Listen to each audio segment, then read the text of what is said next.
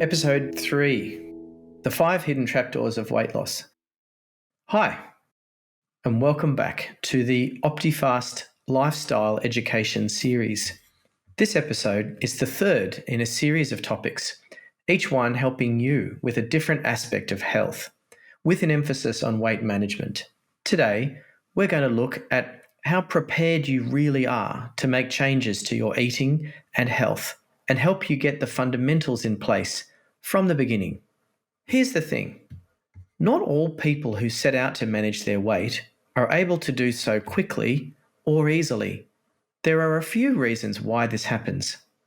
After watching many hundreds of people go through weight management programs, we've noticed that there seem to be, the same 5 things that seem to be holding back those people who are struggling to lose weight or to keep it off. You can think of each of these 5 things as skills without which, in most cases, managing weight becomes more and more difficult over time. Conversely, I've noticed that people who are successful in managing their weight seem to be quite strong in these 5 areas. Just before I go into them, I would also point out that these skills do not bring about weight loss in and of themselves, but rather they're the things that form the basis of successful changes. So let's look at each one in turn, shall we? I'll run through them one by one, and for each one, I want you to give yourself a score out of 10. Take a look at the worksheet for today's episode, and on it, you will see a table where you can give yourself a score for each of these 5 areas. Now remember, this is a score for what you think your ability is to do each of these things. It's not about whether you're actually doing it at the moment, but whether you think you have the ability to do it when the time comes. All right, let's look at the first one. Can you tell the difference between physical hunger and mental cravings or other bodily sensations? The benchmark here might be to think about other bodily sensations, like the sensation of needing to go to the toilet or feeling nervous. Do you have any trouble telling the difference between that sensation and some other feeling inside? How often would you get confused about the sensation? I'd like you to give yourself a score out of 10, where 10 means you are really good at identifying the feeling of physical hunger and never get it confused with some other feeling like anxiety or boredom or feeling thirsty or a mental craving.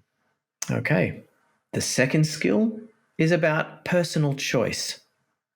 Do you feel able to consciously, deliberately choose what you eat when you are going to eat? For example, let's say you are at a shopping centre doing some gift shopping for someone. You're in a bit of a rush and don't plan on staying too long, but then someone delays you and you are stuck there for longer than expected. Lunchtime comes and you need to eat. Do you grab something healthy from the food court? Or do you find yourself getting sidetracked by all the more tasty options available? Give yourself a 10 out of 10 if you know you are really good at taking control of your own choices, even when you are under pressure. The third skill is an oldie but a goodie. Are you comfortable to discard unwanted food, to leave it uneaten on your plate? Are you happy to allow for wastage if there's leftover food after you've eaten? I know a lot of people struggle with this one. You might have been made to feel guilty about leaving food uneaten when you were younger. I know of situations where, when someone exercising moderation at a restaurant was asked by the waiter if they didn't like the food or if there was something wrong. Guilt can be a powerful force sometimes. But if you are able to end a meal at a time of your choosing and let the extra food go, then you can give yourself a 10 out of 10. If you find that more difficult, then maybe see what the right number out of 10 would be for you.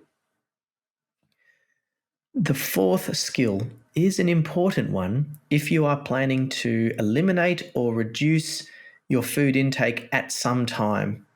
It's about what you will have to turn to for enjoyment or reward if you aren't using food for this. So the question is, do you have pleasurable, comforting, or rewarding activities or things in your life that do not involve food or drink? Give yourself a 10 out of 10. If you have things in your life that you can turn to, perhaps hobbies or people or places that bring you comfort and joy, or even distraction, that could become a bigger part of your life if food and drink was a smaller part. The fifth and last skill is about being able to march to the beat of your own drum. Are you able to be the odd one out in a group, for example? The only person at the table eating when others aren't eating, or the only one not eating when others are? You can give yourself a 10 out of 10 if you can easily resist the opinions or judgments of your peers when you choose to. But maybe it's not so easy sometimes to do your own thing when it goes against what everyone else is doing. Have a think about how easy or difficult you find this one. Okay, now that we have run through each of these, how do you think you went? If you gave yourself a low score on any of these 5 skills, there's no need to panic. Forewarned is forearmed, as the saying goes. You now know what might be a good area to work on before you really set about trying to manage your weight or change your eating habits in an ongoing way. Also, remember, no one is perfect. Most people would have some lower scores in one or more of these areas. Take a minute to write down in the space underneath the score table on the worksheet if there are any of these areas that you think need working on for you, and what you could do to increase your skill in this area. Thanks for listening.